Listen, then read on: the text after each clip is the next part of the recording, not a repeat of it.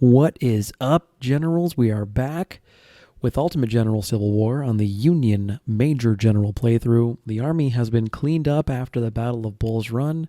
We are getting ready for River Crossing, which is a battle that I absolutely used to loathe. We have a whole bunch of officers that are basically as low as I can get away with the idea that I'm trying to grow the officer corps as fast as possible. The entirety of 1st Division is rifle armed. 2,000 in Springfield, 1855 spread across 1st and 2nd Brigade, and then Lorenz is bought with straight cash. I would rather buy guns than veterans, basically. Palmetto's got pushed down to 5th, and then 6th and 7th I had enough 42s in inventory that I didn't need to break into farmers or rebores. As the army grows, it's theoretically possible I'll be utilizing farmers, and if I capture enough of them, rebores. However, I would generally like to avoid that if possible. So, generally, the skirmishers are going to be hanging around 200 until I have, we have the money. Screw it. Boop. Okay. The infantry, you'll notice at Bull Run, was around 800 per unit, and they've climbed to 1,000. They're going to stay there for the remainder of the Shiloh campaign, and then in the build-up towards Gaines's Mill, they'll probably grow to around 12, finally hitting around 1,400 after that, when I'm confident that I can arm units of that size. I don't want to grow the units faster than I can afford to equip them, or that's going to be kind of a problem. So I've got a lot of officers here that are a little low for the unit. Well, they're fine for the unit sizes. They're just low ranked officers. I'm trying to rank them up. I'm trying to get officers leveled up. I need to generate generals ASAP. We have a bit of a morale penalty as I've used a lot of reputation to arm or to grow the army. And let's get into it.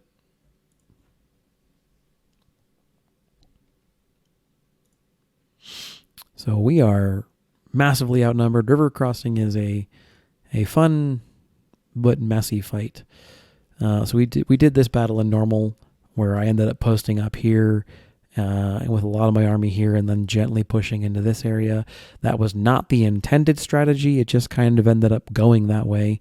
And we're going to see kind of what ends up shaking out. Traditionally, I formed a line right along this corridor here and then push north, capturing this position, forming a new line along this position here, and then using the forces that were over here to form up a line here and then fight the Confederate army here. You've got two different blocks of Confederate troops. I would prefer to take and capture this hilltop and then push downward. And we'll just kind of have to see if Major General's going to be amenable to that plan. So we'll lead with 6th, 5th, and if I can find them 7th. They're here. Well, where are they? Oh, okay. They're hiding. Not really hiding, but yeah. We have our light skirmishers. We're going to have our cav down this way. We're also going to send a couple of infantry units to just kind of hold down here.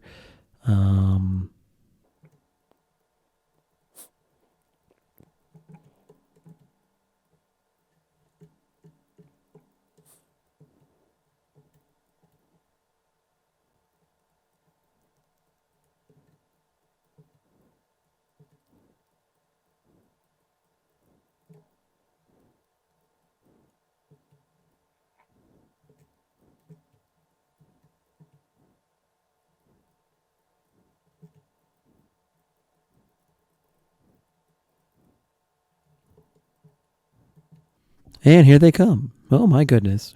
They're so aggressive. Okay. Once again, I'll be speeding a lot of this stuff up in post, but when I'm playing it out, I'll be playing it slower speed so that I don't kind of lose sight of some things.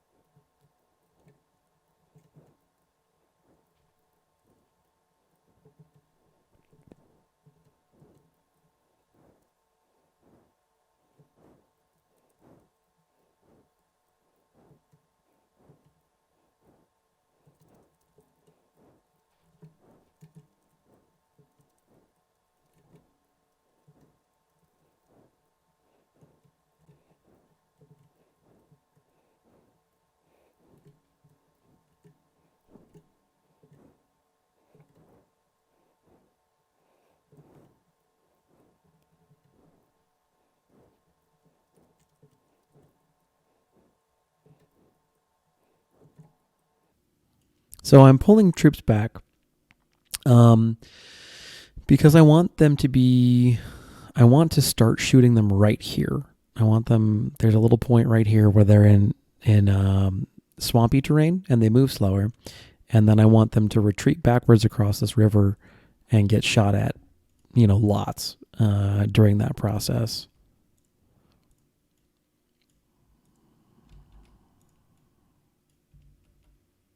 Yeah, basically exactly like that.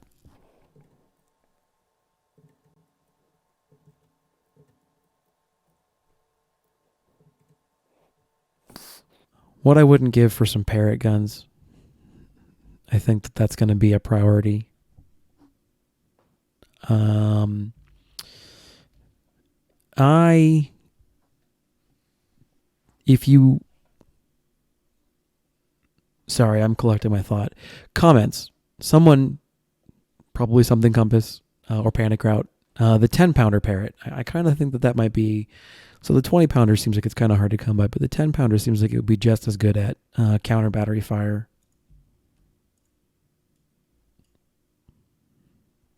And they're a little more easy to come by. That might be nice to develop. I don't know if I need to worry about that before Shiloh, but sooner rather than later, it wouldn't be a bad idea, I think.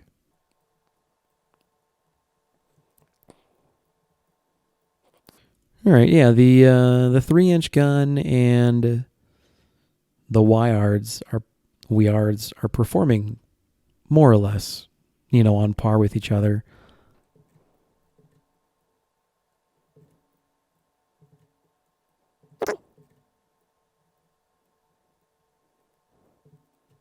At some juncture here, I need to think about moving towards one of these flags. I would like to wipe the map, but if I don't, that's fine. This is still a great opportunity for the Army to earn some experience and for us to, capture some guns and whatnot. But I think standing on this hilltop and just trading artillery fire is a mistake.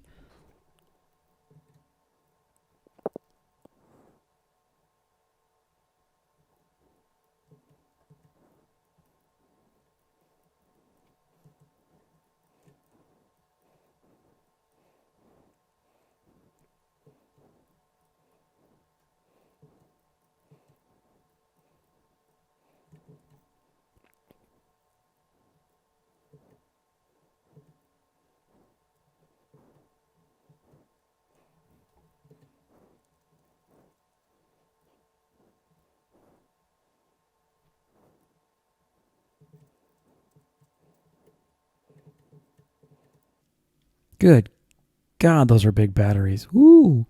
Actually, you've got 12 guns. They're 309, so you're probably 13 guns.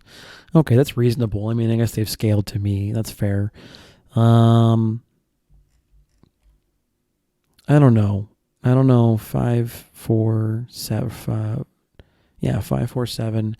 I don't know if I can trust them to be able to take that flag by themselves. I think that maybe I need to double down. Uh, I'm not sure here. Things I could pull off on normal, I'm not sure I can pull off.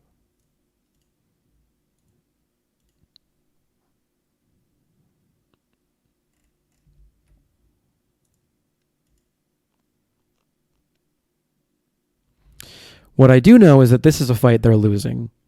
We're taking bearable casualties on our front line. Rifle armed troops are performing significantly better than their musket armed equivalents on the Confederate side of the line. But as much as I think my usual plan is to take one of these two flags, I don't think I can do that this time.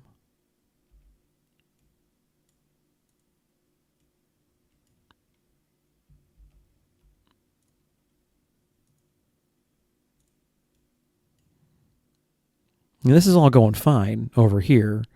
We're just grinding these units down. Some of these are almost half strength. And that's all great. But yeah, it'd be really, really easy for me to get kind of caught up in some of this stuff. Now, I'll deal with Elze.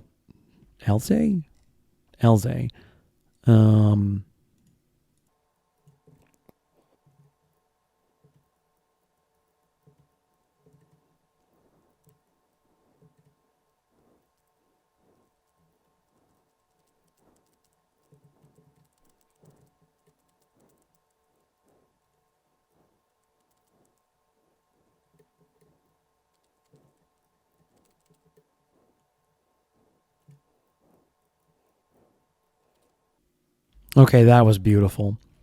So they came screaming across this river. I let first have their volley. And instead of accepting the attack, I fell them back. And then sixth had a chance to shoot while they were just right there in the water. And then first is reloaded to follow it up. So there is a pretty good chance that these guys are just gonna dip out after this.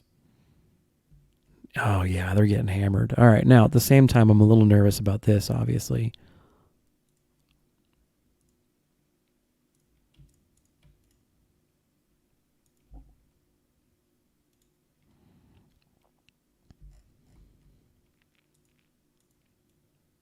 I guess maybe I needn't be.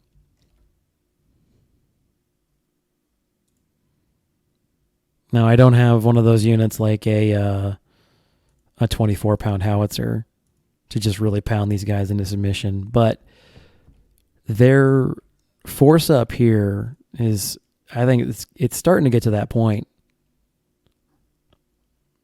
I'm not in a big hurry to oh geez, no, don't do anything stupid. I'm not in a big hurry to scream across this river and charge cannons. I think these guys can do some counter battery though. That wouldn't be bad. I know that I need to capture one of these flags before too long. I will accept only getting one flag in this battle.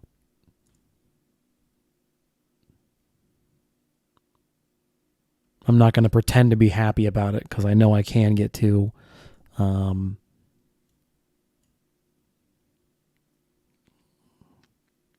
going to see if I can't get the sharpshooters on one of these batteries. The Wired is really doing great on counter battery, though. Holy Nikes. Ooh, yep. Nope, that's not working out great. We need to get out of there. They've got some kind of howitzer. It's probably not a 24-pounder, but you never know. All right.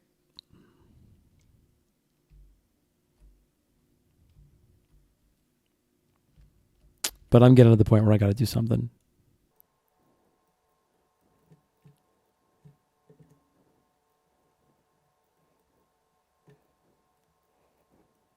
No, don't shoot. Just get out of the water.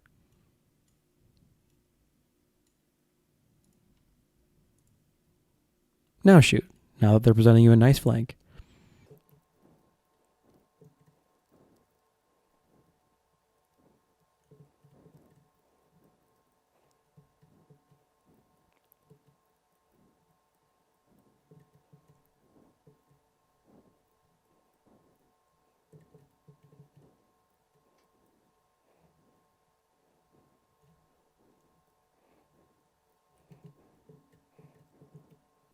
Hmm.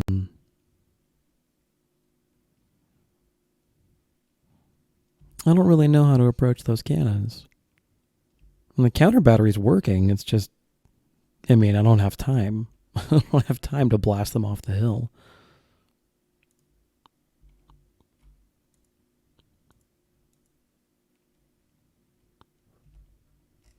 I mean, one of these batteries has taken 100 casualties, which, okay.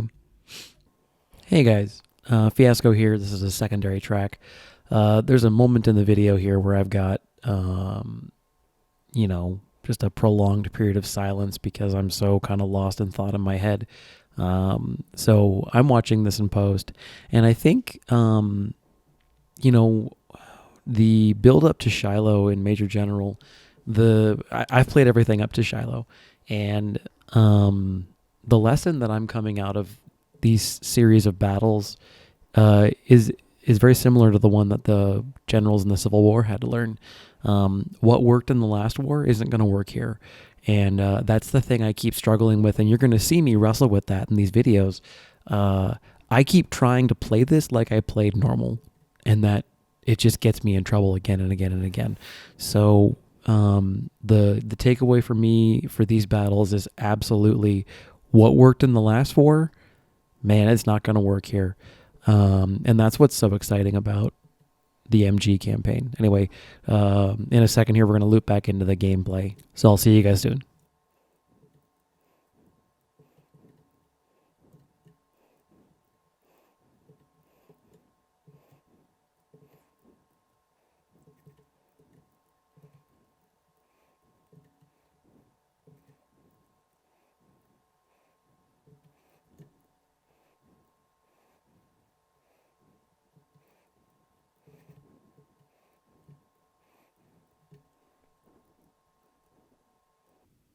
Holy shit.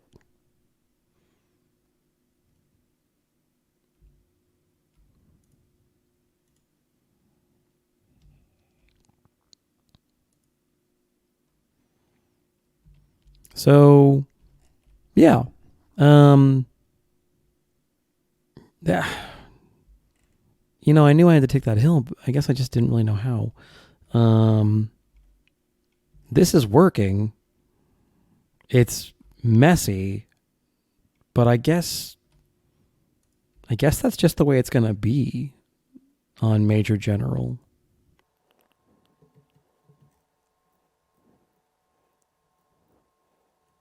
Units are starting to shatter. I'm confident that this position can push south and take the farm down here. So there is that. That's not nothing.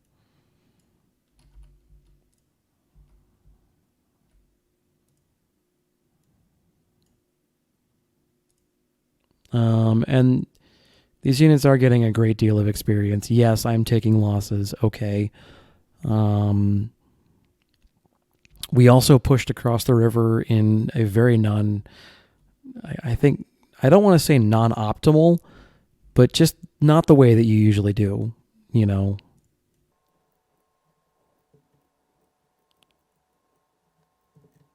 But like I said, units are starting to shatter, and we just need to lean into that. Hey guys, Fiasco here again. Another kind of prolonged period of silence as I'm kind of cleaning things up. When I was playing this, you can tell from the kind of the audio track, I'm not happy with how it's going. I'm not happy the entire time. I'm disappointed with myself because I can't kind of figure it out, how to fight this battle. But, watching it again in post, I think it goes okay. And that this may kind of point me to, we'll see, but this may point me to what I think the Union strat, for me anyway, is going to be in Major General, and that's going to be a lot more prep time. But it's going to be one that rewards kind of preparation. This is not a campaign that I think where I can get away with being overly aggressive like I could with normal. I think that I just can't kind of do that and expect to have anything approaching the same kind of results or have any functional army come Fredericksburg or something. So, I beat myself up pretty hard in this video, and I think justifiably so. and then I do it even worse in the next video. But I think watching that again and afterwards, I think this actually goes kind of okay.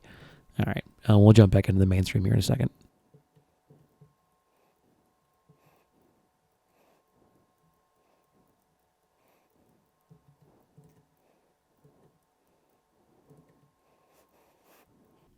All right, so now at this point, I'm feeling actually pretty good. It's possible that just waiting and gunning things like I did may have been the correct strategy. It feels like it took forever. I suppose I was motivated to attack out of fear that the clock would run down and I'd lose the battle as a result of that. But it seems like that's actually not the case, because I hadn't taken the flag by the time the battle ender thing went off, and it was still fine.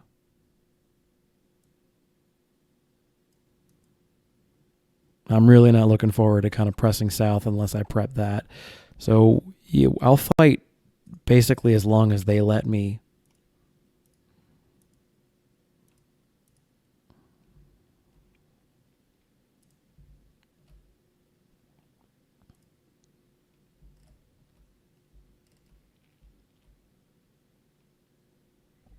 But I'm feeling pretty good about the battle now. I mean, units are shattering left and right.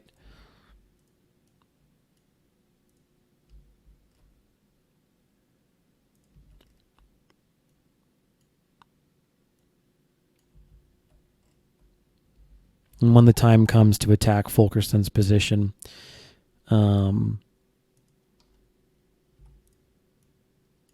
will be doing so from this direction. I'll come down here and I'll have the first Lightfoot kind of watching for Munford, and probably skirmishers from second as well.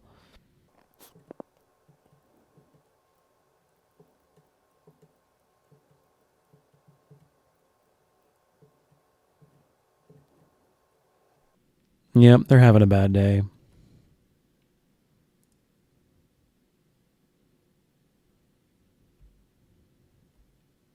So I would like to get Munford because he's likely got some carbines that I can buff my cav units with.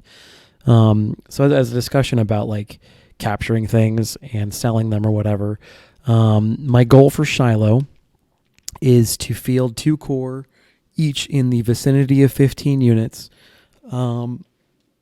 I don't think that I'm going to get there. I'd like to have probably, well, I want 3 cav, but I think 2 is a realistic thing. And then I probably want to get 2 more units of artillery, and the remainder are going to be infantry. I'm not to the point yet where I feel I need multiple sharpshooters.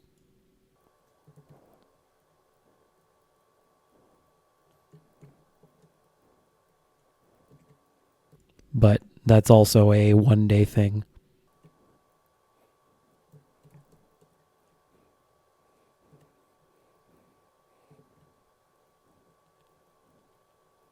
And then I'm going to mount up 1st Dragoon and see if I can't get that supply wagon. The skirmishers are simply refusing my flank so that I don't get, a nasty surprise from Munford. They've got 2,100 left. So there's some guys I'm not seeing.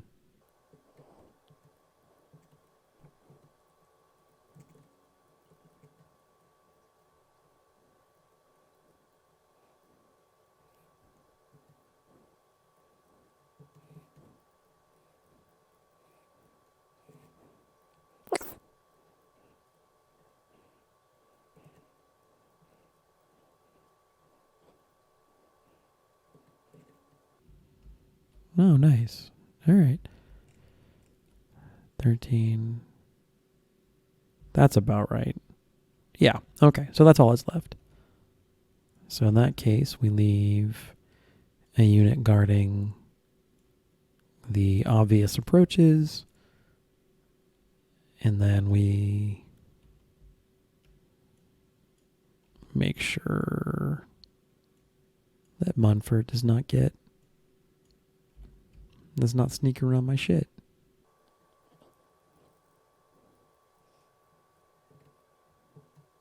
Which he's obviously going to try, which, that makes sense that he would do that.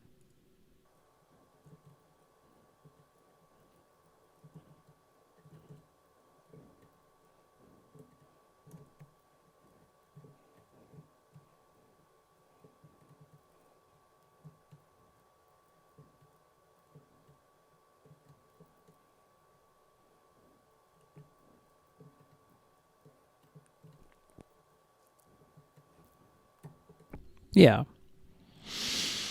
1,800 casualties is definitely heavy. There's no doubt in my mind that that's heavier than it needed to be. But 18 guns, near, not quite total Confederate destruction, but got both the hills. Excellent kill counts for some of these units. And promotions across the board. That's what we like to see. I don't think every single unit, because I think I brought 12. So half the units got promoted, which is great. And I'm sure the others got good experience too. And we captured a pretty negligible amount of Springfields. Some Mississippis, which is good. Not enough for a unit yet, but I'm sure we're going to have plenty over the time. I like the Mississippi. It's not a phenomenal musket, but especially this early in the game, it's pretty hard to come by. Hunters are a weapon I'm not a huge fan of. Okay, I mean, yeah, we didn't capture anything majorly useful, but we didn't. I mean, that's fine. Yeah, I'm learning I need to be a lot safer in my maneuvers. But I think this was a good practice in that. So thank you for sticking this out. And this is Fiasco. I learned something, and I hope you did too. Have a great night.